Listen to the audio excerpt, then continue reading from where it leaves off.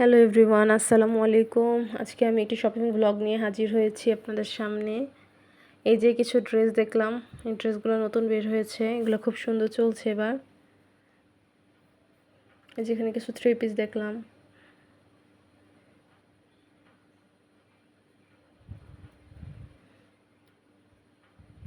যে ড্রেসটা খুব সুন্দর ছিল।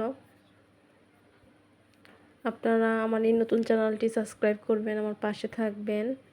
এই যে এখানে কিছু বাচ্চাদের বাটিকের স্কার্ট ছিল, এখানে বাটিকের সুতি কাপড় ছিল,